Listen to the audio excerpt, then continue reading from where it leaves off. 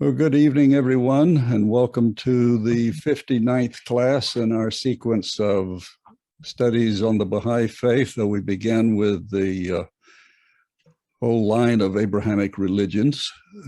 So we began with Judaism and went to Christianity and then Islam and the Baha'i faith, and now we're in the midst of Baha'u'llah's revelation in Adrianople, and we're dealing with the core event that characterizes Adrianople, that is, insofar as the revelation of Baha'u'llah is concerned. Because as we've seen before in the previous classes, the plot of everything that happens in Adrianople is quite complex and very important in the history of the faith. But the heart of the revelatory theme of the revelation is summarized in the book Summons of the Lord of Hosts. And so we spent last class dealing with as much as we could cover of the Surih-i-Haykal, the tablet of the temple. And we're going to finish with that tonight. And then we'll do as much as we can of the other works that are in that collection under the title that the House of Justice provided for that collection, called The Summons of the Lord of Hosts, which concerns his other most important tablets that he sent to the rulers of the world. So I'll decide how much detail we want to get into those, but if you want to prepare for those classes and the questions you might have, you want to look through those other tablets included in that collection. Well, let me share my screen, and then we will begin the PowerPoint. And let me see from the beginning. So the rest of the Surah of the Temple. This is the book, of course, which probably many of you have. If you don't, it's available on Amazon, and also, of course, through the Baha'i Bookstore is the title of the distribution service now, which you can order online from them as well. And they have other, they have a paperback version of this, and you can also, of course, get the hardbound version. The works included in this collection, of course, the Surih-i-Haykal, which we're discussing tonight, which contains within it other tablets or epistles that Baha'u'llah had written, first to Pope Pius, and we got that far in our study last time. And then the tablet to Napoleon, the second tablet to Napoleon III, the tablet to Czar Alexander II, and to Queen Victoria, and finally to Náṣirid-Dín Sháh. The other tablets in this collection are the Surih-i-Rais, the Loy-Rais, the Loy-Fuad, and the Surih-i-Muluk, a very important tablet. Well, all of those are. So we'll, in the next class or two, deal with some of those. At least we will look at, we'll cover some summary knowledge of them, and maybe we'll look at some particularly important passages, such as the ones that the Guardian particularly cited in his discussion of these works. So what are the main themes in the Surih-i-Haykal? Again, we're sort of backing up. We're not starting from the beginning again.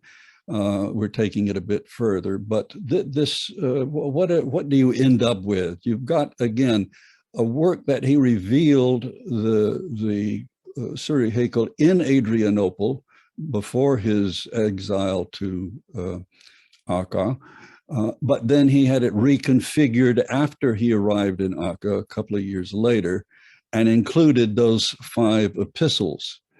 So the whole, those epistles obviously in some way emphasize the theme of the Surih-i-Haykal itself. And so I'm going to see if I can help you, though you can certainly get these on your own. The fact is, I'll share with you the fact that I have for the last year been working on a book dedicated to trying to understand the Surih-i-Haykal, and that book will be coming out at the end of the summer. It's called The Body of God, which will give you a clue to one of the themes. Well, the one theme is that the idea that we saw last week of the body of the prophet representing the temple or body of God. At least he incarnates all the attributes of God through his utterances and through his actions. Another theme is the delegation of authority. First, as we saw in the symbolism of the ringstone symbol that we studied last week, God delegates authority to the level of command, to the level of the intermediaries or vicegerents, as they're often called in the writings, the manifestations of God, who in turn delegate their own guidance to human governance. And that's, of course, obviously one of the reasons for including these sample letters that Bahá'u'lláh includes in this work as how he delegates authority after God has delegated to him the authority. And that's the process of what's happening with that dialogue between Bahá'u'lláh, the persona, and the maiden of heaven, who represents, of course, the Holy Spirit working through Bahá'u'lláh. And as we said last time, it's sort of a dialogue between Bahá'u'llah's conscious self and his own spirit. And it's fictional in the sense that we presume this didn't really happen, but it's a way that he can use an allegory to explain the process that occurs in terms we can understand. So finally, then, the authority is delegated from the human governance to all the peoples of the world. So you have this various levels of delegation of authority to carry out the will of God. So you have then two themes. A third theme is simply the overarching concept of justice, how justice becomes manifest at each of these levels. And the global polity and the pact of collective security. And of course, we couldn't be reading a more pertinent work at this time as our own world is threatened by the incursion of Russia into the sovereign nation of Ukraine, which would be an explicit violation of the pact that Bahá'u'lláh exhorted the rulers of his day to institute, which of course they did not. But they could have, and had they done so, we would be in a lot more advanced condition now. So we're faced with the fact that we don't have we have some global pacts. We created the United Nations for this purpose. We have, as we said last time, NATO, the North Atlantic Treaty Organization, and the European alliances and so on, but nothing with an effective force to deter such an incursion.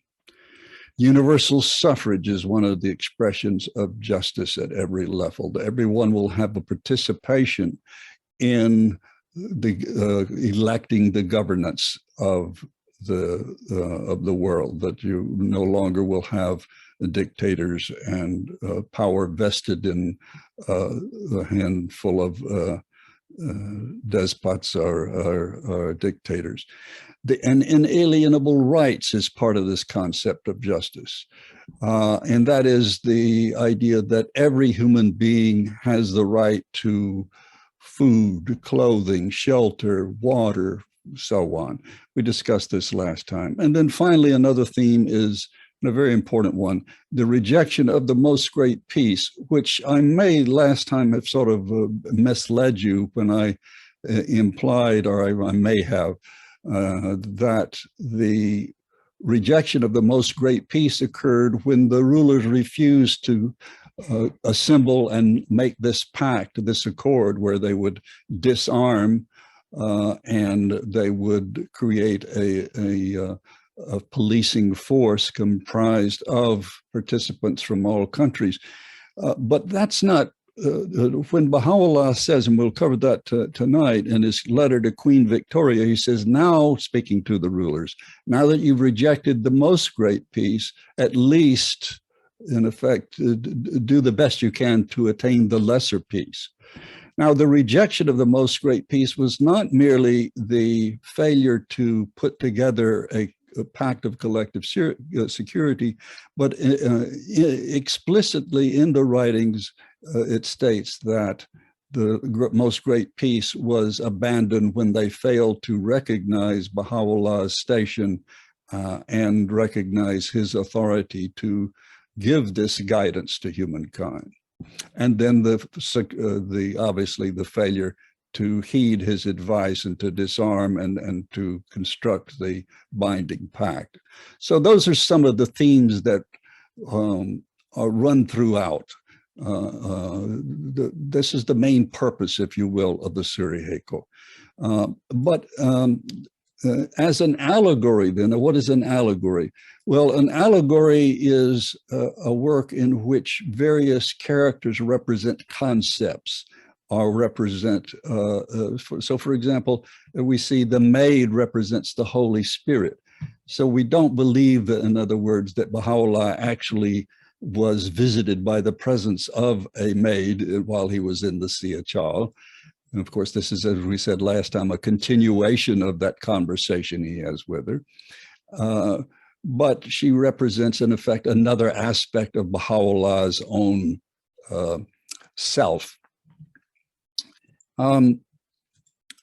The voice of Baha'u'lláh is also a character, and that is, Baha'u'lláh is not pleading, when he pleads with the maid about or bemoans the plight that he's in, and she says, don't worry about it. No, it's not really someone telling Baha'u'lláh not to go. It is Baha'u'lláh creating a fictional narrative, if you will, or device whereby he can explain to us in terms we can understand this way in which the guidance from God is translated into the actions and revelation of the manifestation. And so you have the five world leaders or further intermediaries in this allegorical structure. And then so are the peoples of the world, again, repeating those themes. So the five representatives, the Pope, Napoleon, the Tsar, Queen Victoria, and the Shah. We dealt last time with looking at the structure of the symbolism of the ringstone symbol. And here you see the pentangle. Now, the Haykal, the word Haykal means temple. It doesn't mean five-pointed star. Rather, the star symbolizes temple. Now, in what kind of temple? Well, that's something else we're going to see. The word temple has various levels of meaning. So the five-pointed star, as I said, represents the word temple in the sense that it is, and you see this in this 1533 symbol created by Heinrich Cornelius Agrippa, this idea of the human being as symbolized by the pentagram.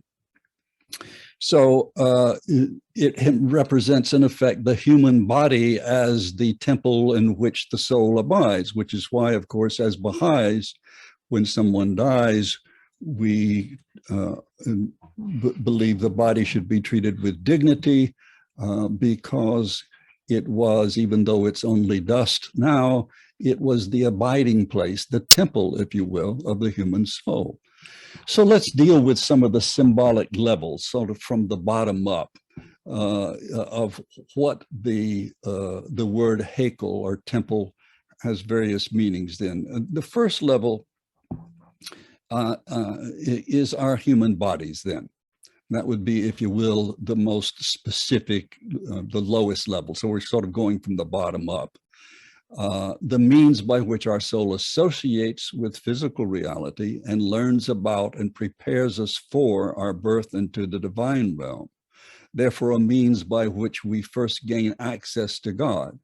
For this reason, our bodies after death are, according to Baha'i law, to be treated with respect. The body, though now dust, was once exalted by the immortal soul of man. Now, that's a passage from the Bab cited by Shoghi Effendi.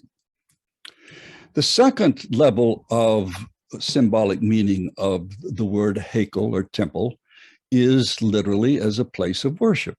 And this would be, in effect, the most obvious or simple level of symbolism. It represents, if you will, the house of God. Of course, this is what we often call a church or a synagogue or a mosque.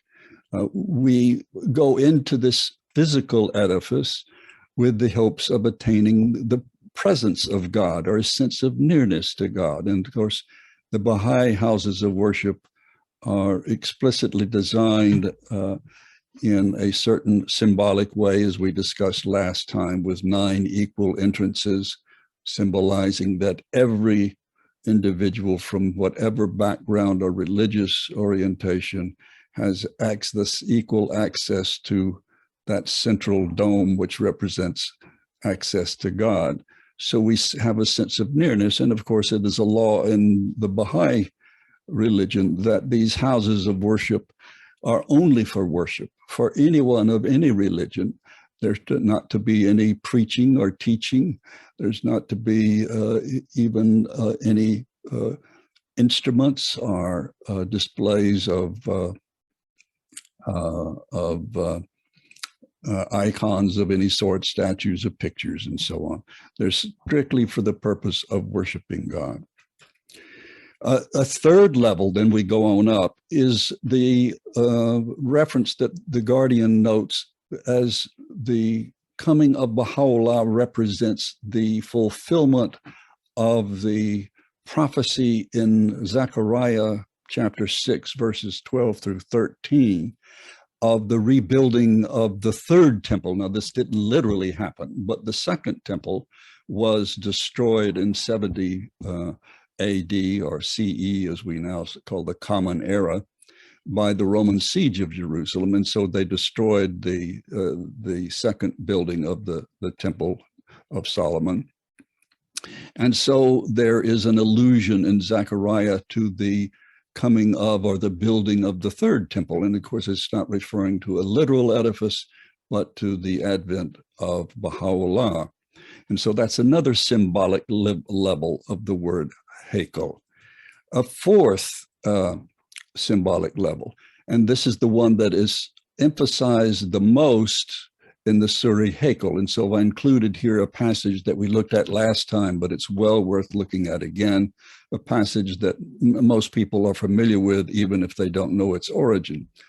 The temple as the physical appearance of the manifestation, which is our means of gaining proximity to God, and that is the closest or the nearest we can get to God, the Guardian says, is in our relationship with the manifestation, whether in this world or the next. And that's something that that you may not be familiar with, as the Guardian says that even in the next world, we will know God only through the manifestations.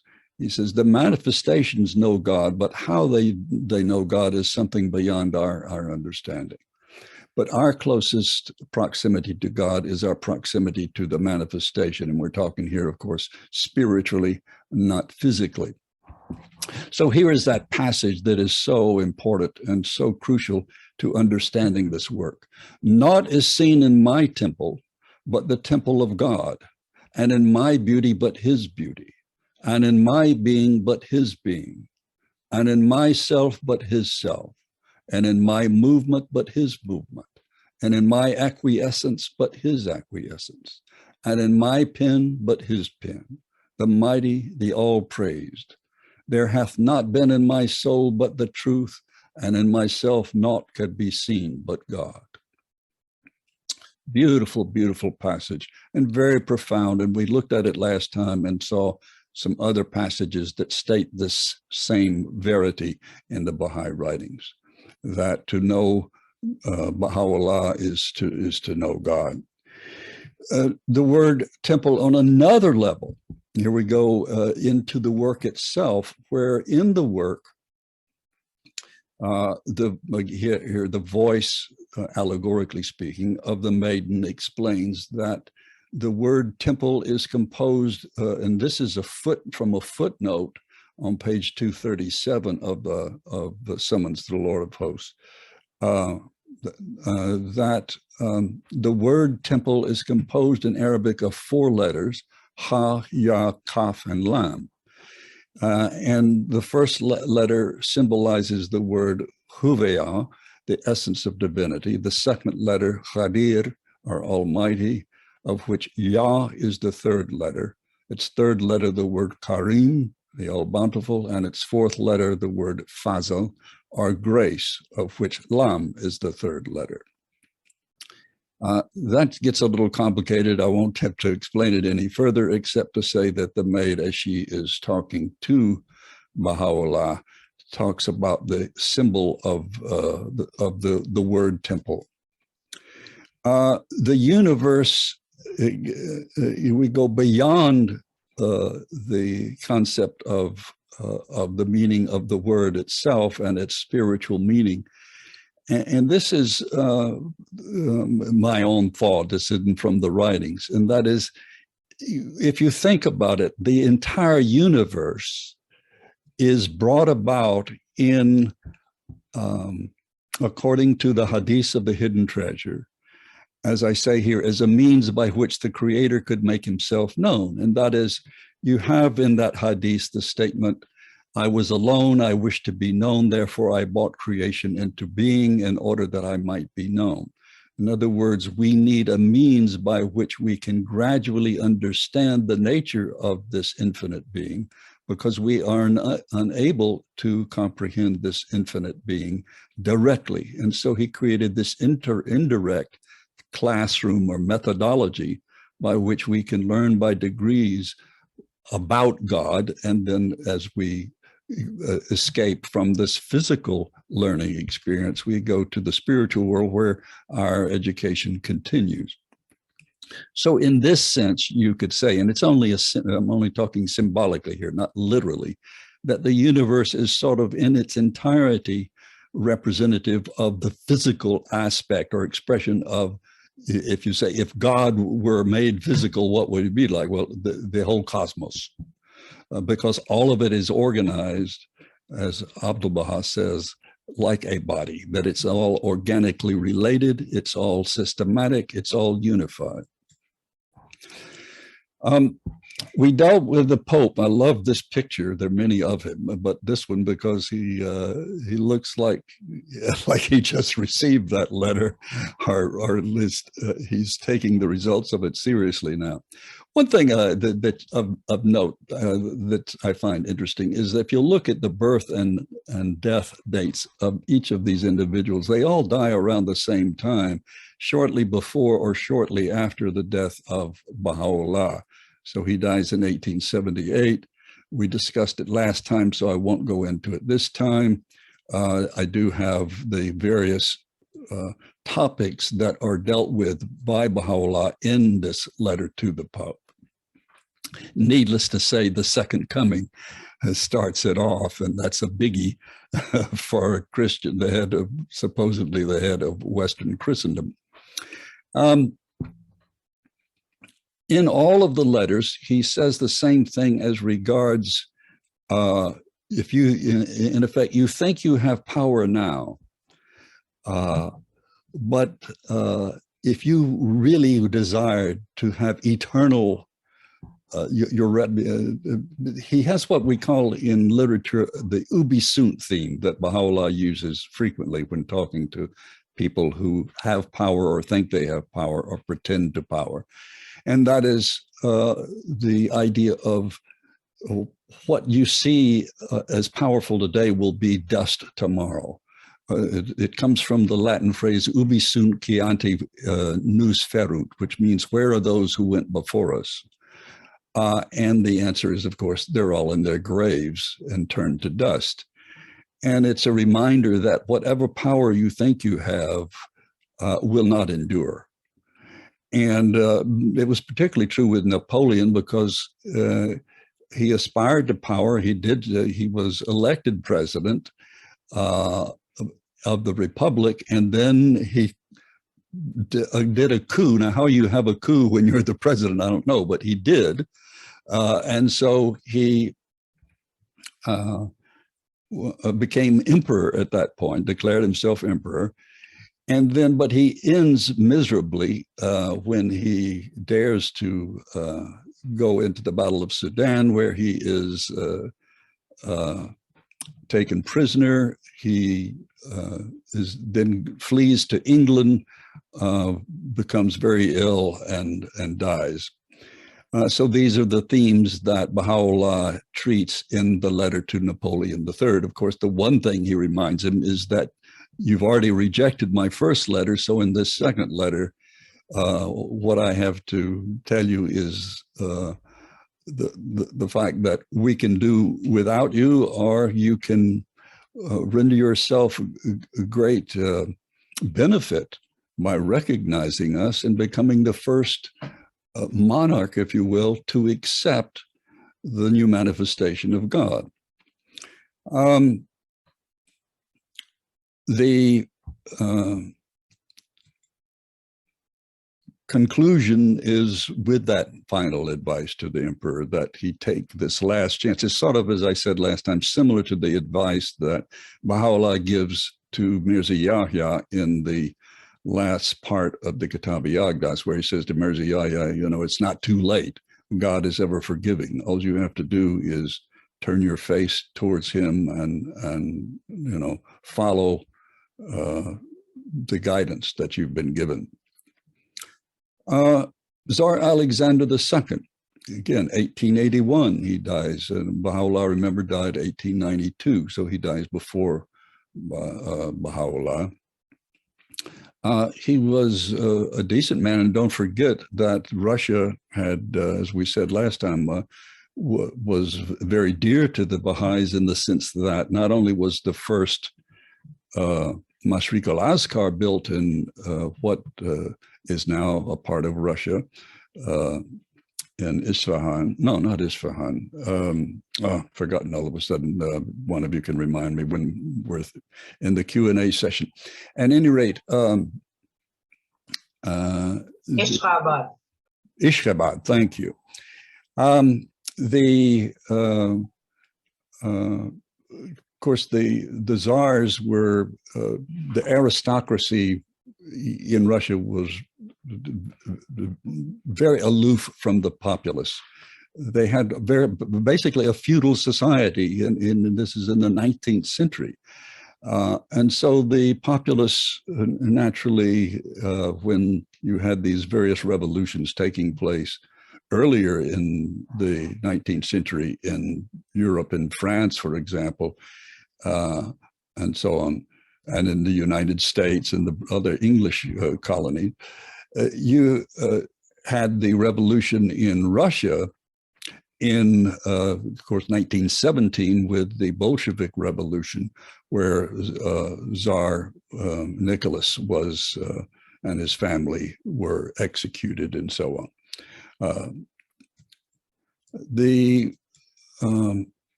propitious position of the Tsar referred to here is that you've helped us before. Your representative offered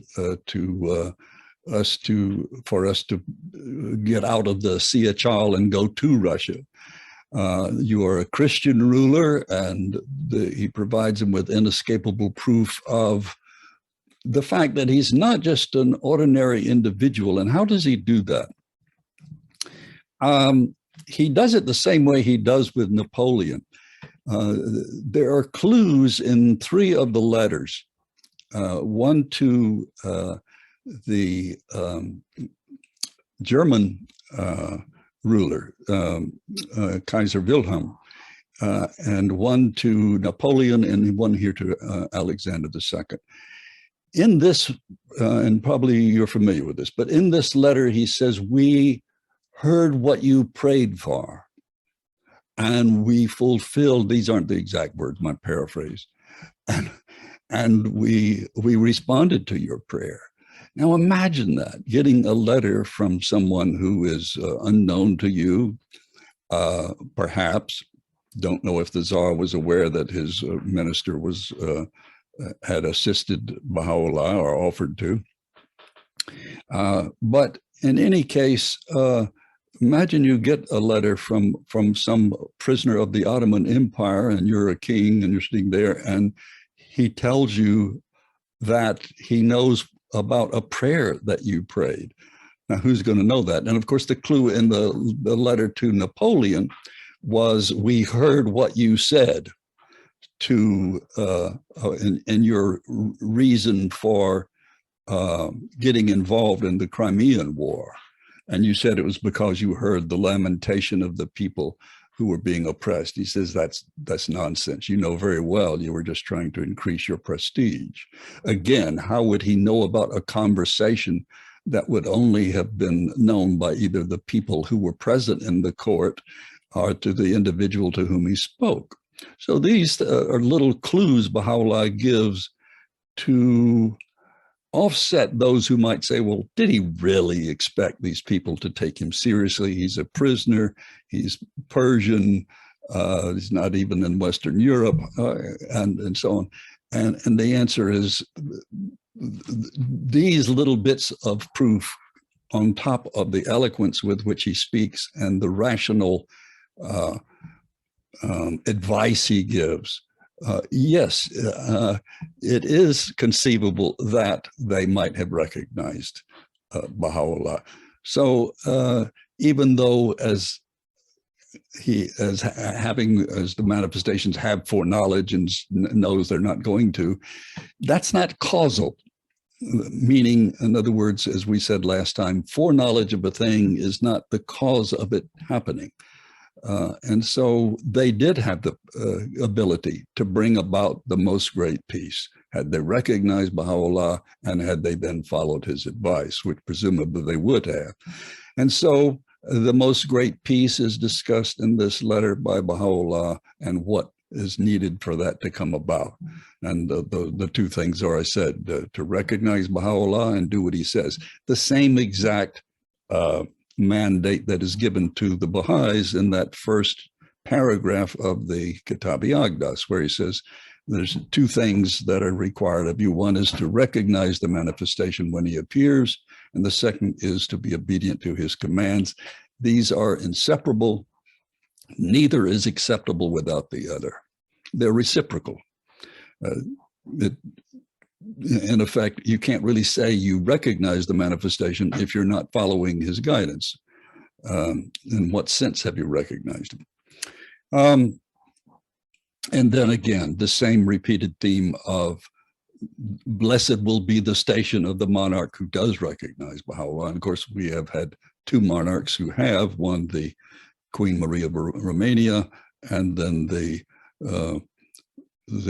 King of Western Samoa. So Queen Victoria, a very important letter here because, of course, as you're probably aware, he praises her for two things. First, because she, and of course, she didn't create a parliamentary system, but that she takes advice from the elected representatives. And a representational government or a parliamentary system is, Baha'u'lláh praises that as being, in effect, going in the right direction. And the second thing he praises her for is for abolishing slavery, which is extremely important that she did so. And of course, she is the one person also who had some positive response. And of course, she quotes from scripture and says, if it be of God, it will endure. If it is not of God, it can do no harm. Then he just sort of leaves her in the dust, as it were, in the letter. And the rest of the letter is, after he speaks to her, is speaking to using her as a means of conveying information to the other rulers of the earth. And it is specifically in this one where she says, now you have rejected the most great peace, seize while you can the lesser peace, at least that, accept the lesser peace. And what do you do to accept that? Well, again, you get into the things that we're right on top of us right now, what we need to do right now, and that is have a global response or a global coordination of world powers to secure the sanctity and sovereignty of participatory states. The last letter is to Náṣirid-Dín Sháh. And this is I think it's about as long as all the other letters put together. It's extremely long and very detailed. And you would think it would be the most vehement in tone. It's not. It's not condescending. It's not disdainful, even though the Shah has, of course, been directly responsible for the killing of, or the execution of the Bab. Remember, he was on that panel that made the decision in Tabriz that he should be executed. He was only the prince then. He wasn't the Shah. But he was on that panel that condemned the Bab to death. But the letter is extremely kind and very, what should I say? By no means is it submissive, but very, he's speaking as an obedient citizen of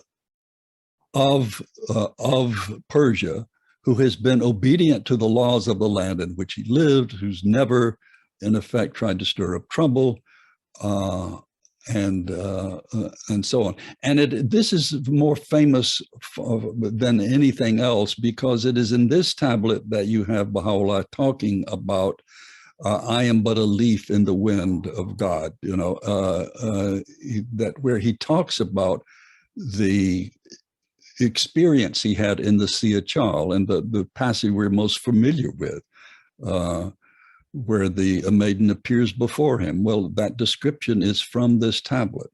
So here again, you have the themes of delegating authority, of justice, particularly because he's talking about the Baha'is, the Babis and Baha'is in Persia, that you should treat us fairly.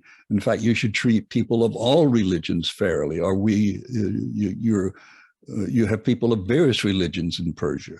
You should treat them all fairly, and we are among them. So certainly you should treat us fairly. But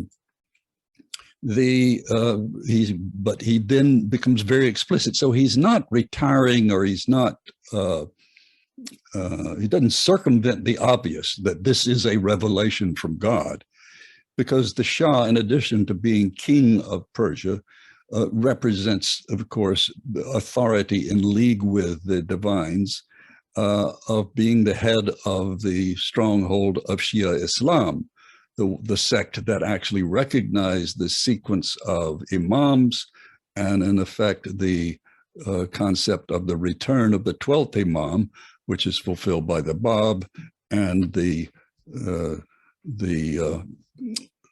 resurrection, which is fulfilled by both the Bab and Baha'u'lláh. So Baha'u'lláh brings up how you have treated me the same way you treated don't forget, in effect, what happened to the 4th Imam and how he was treated. And he's talking about, I believe, Imam Hussein, who was killed in Karbala, where the shrine of Imam Hussein is. And of course, Baha'u'lláh is named after him.